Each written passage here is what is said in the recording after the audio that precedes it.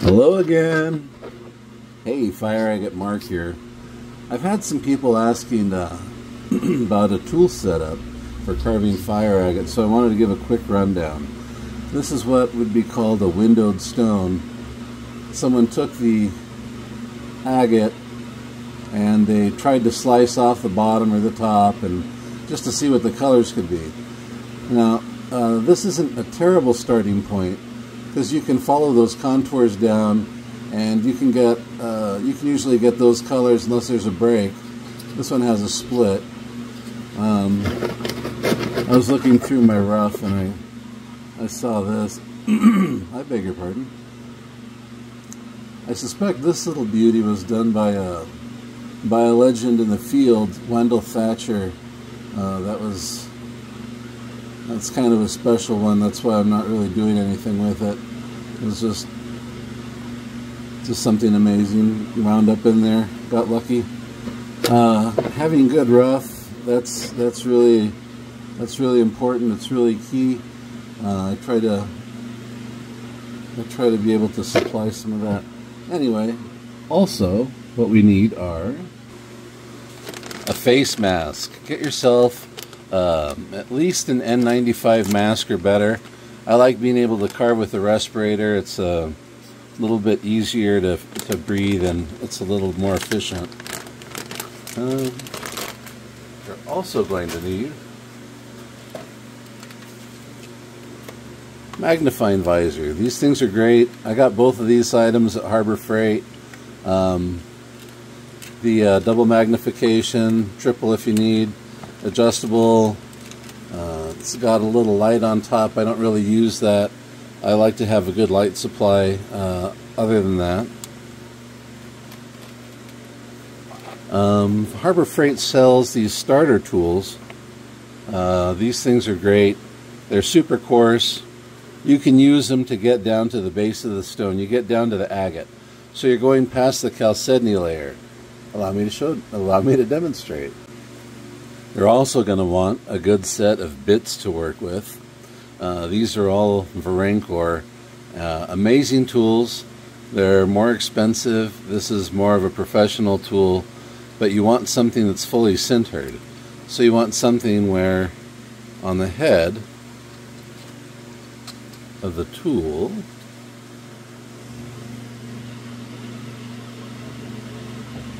you can see that it's embedded with diamonds through and through. So it's embedded in a softer material and a softer metal that erodes away at hopefully an even pace. If you don't apply too much pressure, it grinds away evenly. These are Varancor, and I'll put a link down below from Syntec Inc. Great company to go through. Anyhow, let's go back. Now, you don't just have to have Varancor. There are a number of other companies, that you can go through. Diamond Pacific, there are Diamond Pacific dealers. It's a little difficult to get stuff done with them. I'll put a link to a few other people down below. Hopefully you can get some better selections on some sintered bits that are a little less expensive. These here, these are Diashine. These are Diashine Company. Diaflex wheels. Go away, fly. And Diathin wheels in various grits. These are great. You have to keep them dry. Again, if you use nice, even light pressure, 1, 2, maybe even 3 ounces, and you use them evenly, they'll last a long time if you use them properly. If you bear down on them, grind into them, they'll erode away, and they're at least $25 a piece, so you want to take care of what you have. I have also used these in the past. There's green, blue, and yellow rubberized embedded with, it's either silicone or diamond. I think it might be a silicone. There are a different variety that you can use. By the time I'm working this far down, I'm usually using double magnification.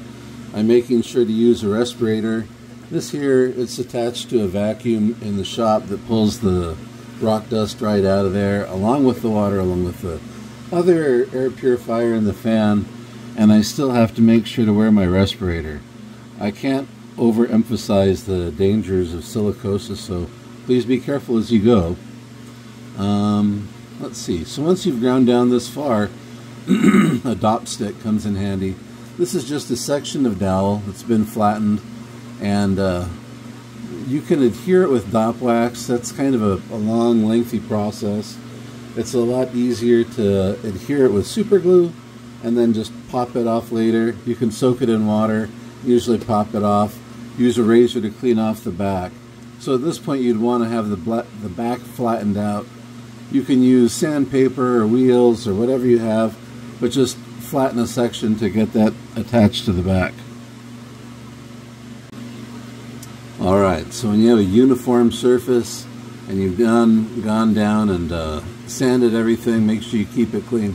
This wouldn't be my example, it'd be more finished than this. Let me give a quick demo. Let's see. These are fun too. These work pretty well. One sec.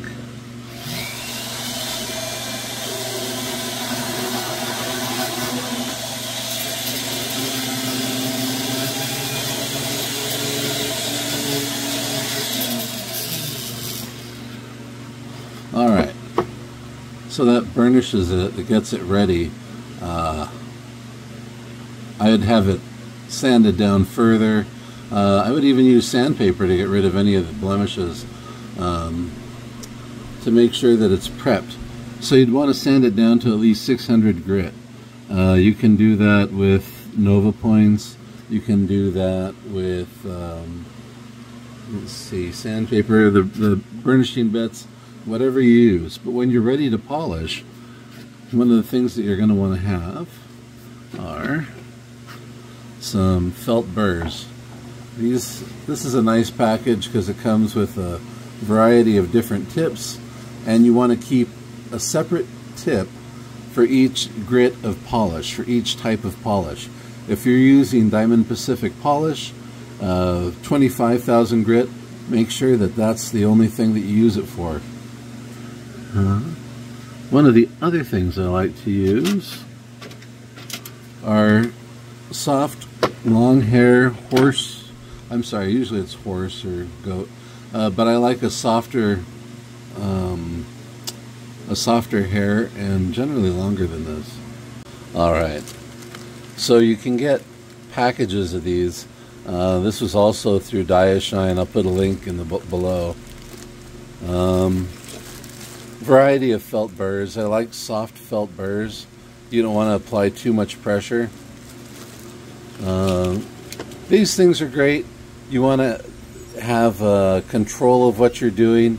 These are 1.6 millimeter bits, so you have to either have a different collet, which would be the thing they slip into, or a chuck that you can clamp down on something that's much smaller than your standard bit, because you'll have 1.6 millimeter, 2.35 millimeter, and 5 millimeter. Generally, there are 8 millimeter. There are various millimeters, but that's what you want to have. Let's see, some fun stuff in there.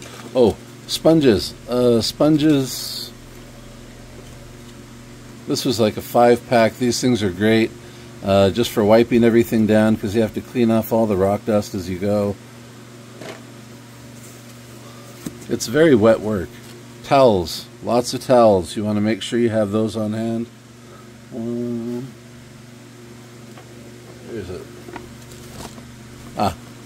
Microfiber cloths. These are great because you want to, if you want to make sure to give the stone a nice cleaning before you use polishes. You want to make sure you wash the stone and dry it and clean it very well, along with your hands, tools, and surrounding area in between each stage. Otherwise, you're going to drag debris through each stage, and you'll always wind up with scratches. Alright. Alright.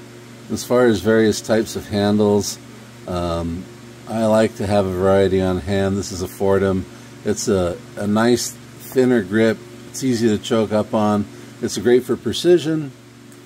This is the one that comes standard with the Harbor Freight brand, the Chicago Electric Flex Shaft. And then I also like to get these. These are fun. These are just a quick release handle. It's built only for 2.35 millimeter, but you can just snap them in and out really quickly. So these are handy for switching in between tools rapidly. If you use the right tool for the job, then you're less likely to wear out your tools quickly. Also, make sure every 10 or 15 minutes you're stretching out your hands, giving your eyes a break. When I'm doing detailed work, I don't want to do more than 3 or 4 minutes of work because it's up close. It's very, very intense to make sure you get the right lines. The polish is perfect. It's very intense. So give yourself a break. Finally, what you're really going to want to get is you're going to want to get a really good jeweler, because you're going to want to display your fire agate. So find someone who does wonderful work, partner with them, and stick with them. Let's see. This one's going to be my wedding ring. I think this one's like a size 17 to my lovely Amber J. You should see her ring. Maybe we'll have to show her ring. Alright, 1 week from now, my beautiful bride, lovely Amber J, I love you. Thank you for everything. Thank you everybody for watching. Thank you Diashine. Thank you Verancor. Thank you everyone who's clicked like and subscribe. I appreciate you. I'm getting right back to carving right now. Thank you very much.